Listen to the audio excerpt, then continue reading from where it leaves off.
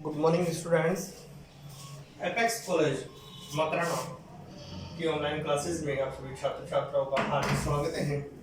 हम आज BSc part first में हमने नया टॉपिक स्टार्ट किया था, रिलेटिव रोटेशनल मोशन। हमने उसमें एक दी कोसाइन मैट्रिक्स बनाई थी।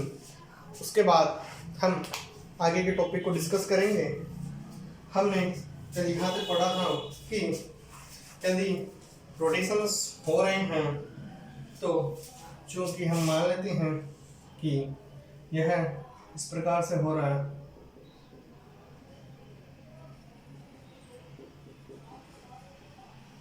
यदि हम इसको इस प्रकार से मान लें कि यदि यहाँ से यहाँ तक यदि O हो, यदि पूरा एंगल थीटा हो, कितना पूरा एंगल थीटा हो, तो हम इसके स्मॉल एंगल अर्थात यदि इसको लेना चाहे तो क्या हो जाएगा, डी थीटा। क्या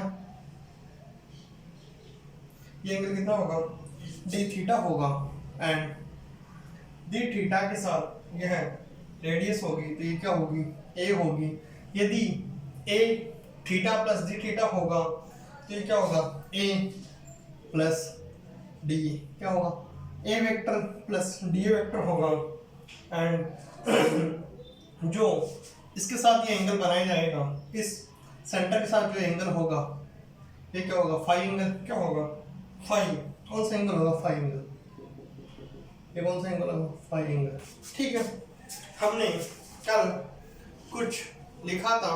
हम मानते हैं कि time t plus D T पर इस समय कण की स्थिति q डैश पर है। कहाँ पर, पहले ये मान लेते हैं q है and this is q dash. हम मान लेते हैं time t plus del t अर्थात पर पार्टिकल कहाँ पहुंच चुका है, इस पॉइंट q डैश पर पहुंच चुका है।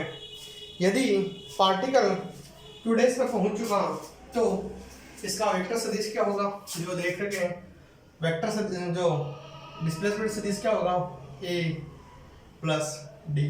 क्या होगा, a प्लस डी वेक्टर होगा।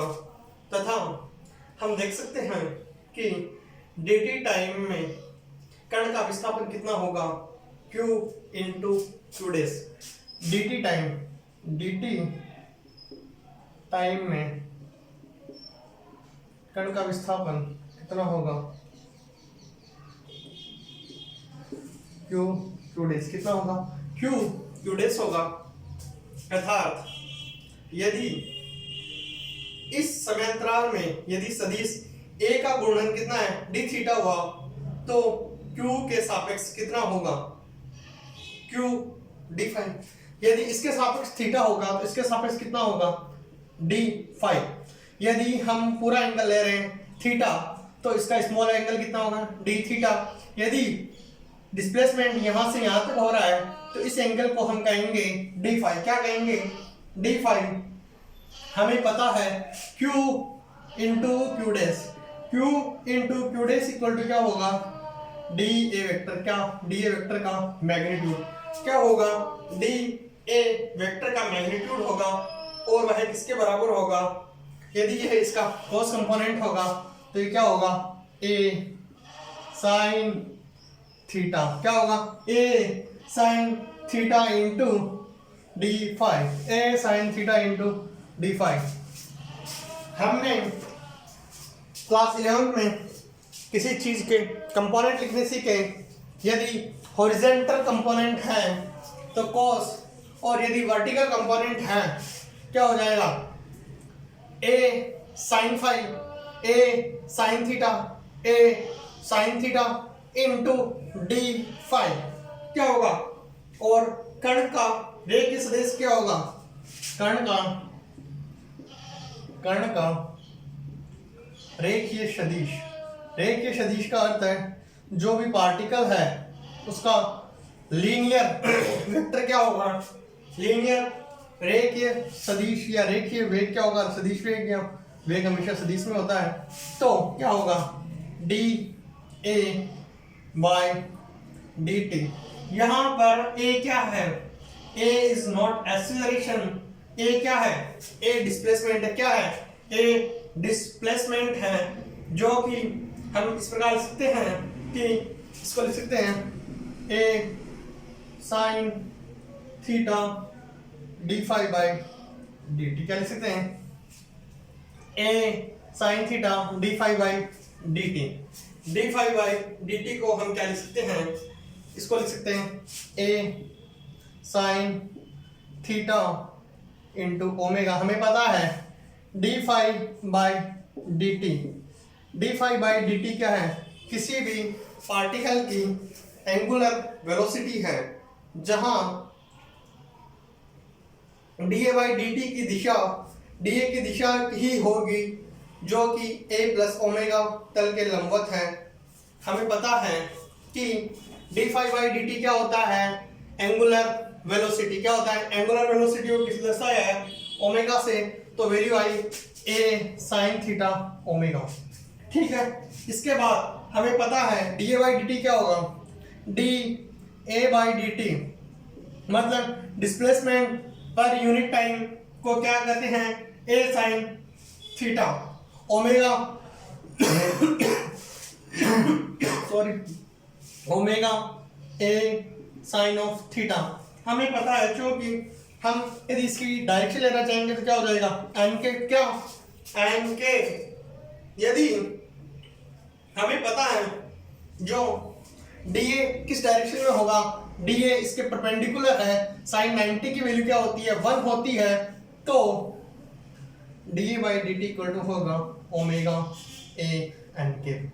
Omega a n k unit vector की वैल्यू हमेशा 1 होती है, तो क्या हो जाएगा? Omega a. अगला, यदि हम ए को i dash Z dash and k dash से प्रतिस्थापित करना चाहें, तो जो वैल्यूज आएगी वह कुछ इस प्रकार से आएगी। यदि आई dash Z dash and k dash से हम इनको रिप्लेस करना चाहते हैं, तो जो वैल्यूज हैं वह कुछ इस प्रकार से आएगी। अर्थात हमें पता है d I by D I dash by D T equal to क्या आएगा? ओमेगा इंटू आई डैश के। क्या आएगा? सिमिलर, यदि हम इसको D J dash by D T equal to क्या लिखेंगे? Omega into J dash vector and D K vector upon D T equal to omega cross, यही आएगा। D I by D I dash by D T equal to यही आएगा, and D J by D T equal to omega into J, और K में के vector आ जाएगा। क्योंकि हमें पता है D R by D T equal to क्या है? हम लिख सकते हैं d are by D T equal to d are by D T equal to d are dash by D t. सब वेक्टर है तो वेक्टर लगा देते हैं, plus into omega plus omega into i dash into x plus j dash into y dash plus k dash into J dash. I cap J cap and के cap यही लिखते हैं। हमें पता है कि d are by D T क्या होता है? D R by D t vector equal to D dash r by D t होता है प्लस ओमेगा। इसको क्या लिख सकते हैं? R vector. क्या लिख सकते हैं? R vector. ये क्या होता है? D R by D T क्या होता है? वी। वी इक्वल टू क्या होगा? वी डैश क्या होगा? V equal to v dash plus omega into r vector. क्योंकि हमें वी डैश की वैल्यू निकालनी है, वी डैश की वैल्यू क्या आएगी? क्योंकि वी डैश इक्वल टू क्या आएगा? V vector minus omega into r vector. हमें यही निकालना था।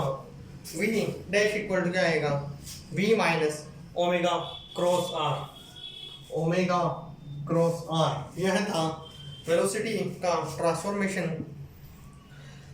हमें पता है कि घूर्णन निर्देश तंत्र आर में कण के वेग का यही रूपांतरण समीकरण है। हमने क्या किया, सबसे पहले किसी एंगल थीटा पे टिल्ट था, यदि वह D theta by D T क्या होता है, ओमेगा होता है, वह किसी स्मॉल एंगल डी थीटा से क्यू डेज जाता है, तो उसका कंपोनेंट क्या होगा, A sine phi, A sine theta into D phi, A sine theta into D phi.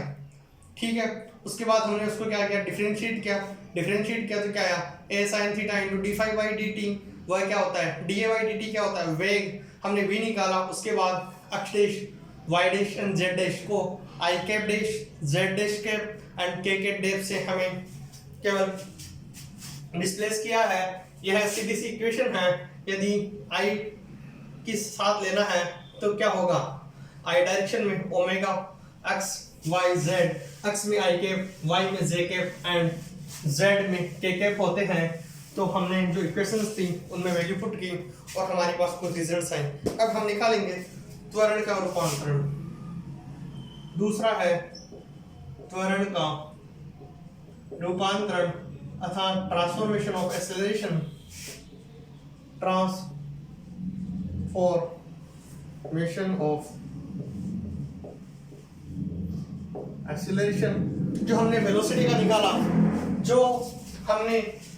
का निकाला, यदि हम t के रेस्पेक्ट में डिफरेंशिएट कर दे, dv by dt equal to क्या होता है, a होता है, तो हम दोनों का आसानी से निकाल सकते हैं, क्योंकि हमें पता है कि d r vector by dt equal to क्या होता है, d dash by dt, d dash by dt into omega r into r vector. R equal to क्या होता है, D r plus r omega, जिसे डी बाई डी टी को हम क्या लिख सकते हैं, जिससे d by D T equal to D dash by D T plus omega vector into cross. यह हम एक ऑपरेटर है, इस प्रकार हम लिख सकते हैं। हमें पता है कि जो भी हमारा रेफरेंस है एस, कौन सा एस रेफरेंस है, उसमें त्वरण ज्ञात करने के लिए हम क्या करेंगे, ए इक्वल टू क्या होता है, हम एक्सेलरेशन इक्वल टू क्या होता है, एक्सेलरेशन इक्वल टू क्या होता है, ए इक्वल टू क्या होता है, d we by D t. ठीक है, हमें वेलोसिटी को डिफरेंशिएट करना है। चूंकि हम वेलोसिटी को डिफरेंशिएट करना चाहते हैं तो इसको लिख सकते हैं d by D t of v equal to क्या होता है, D R by D t. ठीक है, हम डी इसी को इस प्रकार लिख सकते हैं।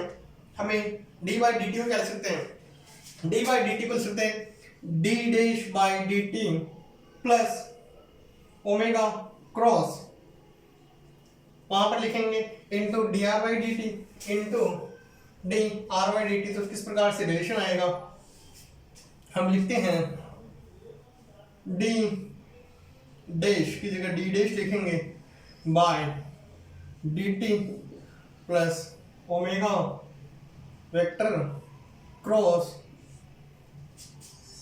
दूसरा D are by D T क्या लिखेंगे, D dash by D T plus omega cross into R, क्या आएगा, आर वेक्टर। हमने कुछ नहीं किया, ए इक्वल टू क्या, D we by D T, V equal to क्या होता है, D R by D T. हमने ये एक संकारक लिखा है, ऑपरेटर लिखा है, डी टी इक्वल टू क्या लिखा, D T dash by D T plus omega into cross. इस प्रकार हम इसको इस प्रकार लिख सकते हैं। अगेन यदि हम इस इक्वेशन को इस प्रकार लिखें, d dash by D T plus omega cross d r, क्या लिखेंगे, डी डैश आर, क्या लिखेंगे, D dash r by D T plus d, इसको मल्टीप्लाई कर दिए ओमेगा आर, क्या लिखेंगे, omega vector into r vector. हमने पहले इसको इससे मल्टीप्लाई किया, फिर उसको इससे मल्टीप्लाई किया, इसको इससे मल्टीप्लाई करने पर यह प्राप्त हुआ, उसको इससे मल्टीप्लाई करने पर यह प्राप्त हुआ। ठीक है। ए इक्वल टू क्या होता है, हमें पता है ए इक्वल टू होता है D X square by D square X upon D T square, अर्थात D square R by D T square equal to D dash square R by D T square. यही होता है। A equal to होता है D square R by D T square equal to D dash square R upon D T square. हम यहाँ पर vector sign लगा देंगे तो कुछ रिलेशंस इस प्रकार से आएंगे। ठीक है।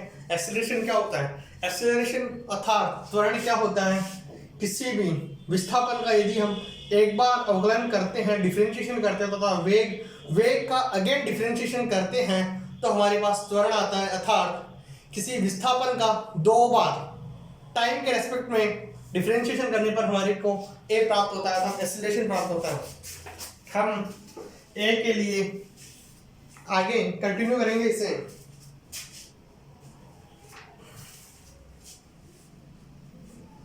इस प्लस जो टर्म है उसको हम यदि आगे कंटिन्यू करते हैं तो इसी में आगे क्या आएगा, प्लस साइन आएगा, 2 ओमेगा, यह कंटिन्यू चलता रहेगा। तो हम इसको इधर लिख लेते हैं पूरी टर्म को।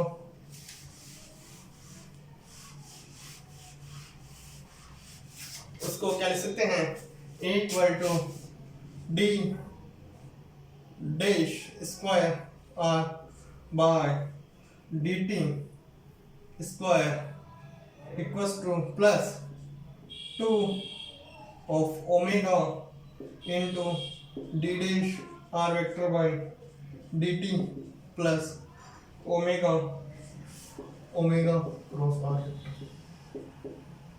इस प्रकार हम इसको लिख सकते हैं, जहां ओमेगा क्या माना है, ओमेगा को नियत मान लिया गया है। ओमेगा क्या है, एंगुलर वेलोसिटी, क्या माना है, नियत वेग। क्या माना है, नियत वेग। ओमेगा क्या है, यदि ओमेगा इक्वल टू नियत वेग मान लिया जाए, इसलिए d omega by D T क्या होता है, d omega by D T equal to क्या होगा, किसी भी कांस्टेंट का डिफरेंशिएशन क्या होता है, 0। तो D omega by D T equal to 0 होगा, अर्थात ए वेक्टर इक्वल टू क्या होगा, A dash plus 2 omega into D are dash by D T क्या होता है, R dash vector, sorry V dash vector जो ओमेगा है उसको ओमेगा लिखेंगे एंड ओमेगा की जगह जो सिमिलर है, हम इसको समझने की कोशिश करना। और इसको 2 की जगह 2 D R by D T क्या होता है, similar D R by D T क्या होता है, वी होता है। तो D R dash by D T क्या होगा, वी डैश होगा, तो वी डैश लिख दिया हमने। अगेन सिमिलर जो टर्म्स हैं उनको हम कंटिन्यू लिखते हैं तो रिजल्ट इस प्रकार आता है। हमें पता है a इक्वल टू क्या होता है, D square A by D T square, यहाँ पर डैश वाले में डैश लिखेंगे, आर डैश वाले में आर डैश लिखेंगे, equal to D dash by r by D T square. यह एक घूर्णी निर्देश तंत्र आर में त्वरण है, जहां 2 into omega into v dash को कोरोलिसिस एक्सेलरेशन कहते हैं।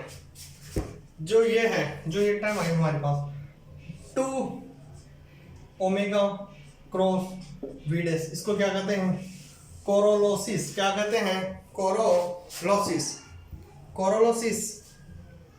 कोरियोलिस एक्सेलरेशन, क्या कहेंगे? कोरियोलिस एक्सेलरेशन, क्या कहेंगे? कोरियोलिस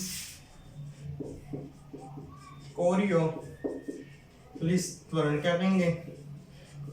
इसको हम कहेंगे कोरियोलिस त्वरण। और जो ये टर्म है ओमेगा क्रॉस आर, इसको क्या कहेंगे? सेंट्रीपिटल या अभिकेंद्रीय, इसको क्या कहेंगे? सेंट्रीपिटल, क्या कहेंगे? सेंट्रीपिटल या अभिकेंद्रीय त्वरण, सेंट्रीपिटल एक्सीलरेशन या अभिकेंद्रीय त्वरण कहेंगे। इस प्रकार हमें पता है A इक्वल टू क्या होगा? A equals to A dash निकालेंगे हम, यहाँ से A डैश क्यों निकालना चाहेंगे?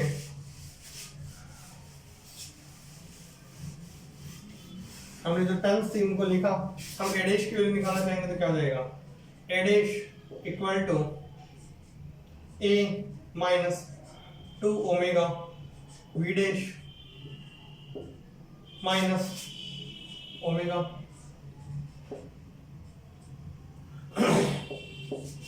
ठीक है, इस प्रकार हम लिख सकते हैं।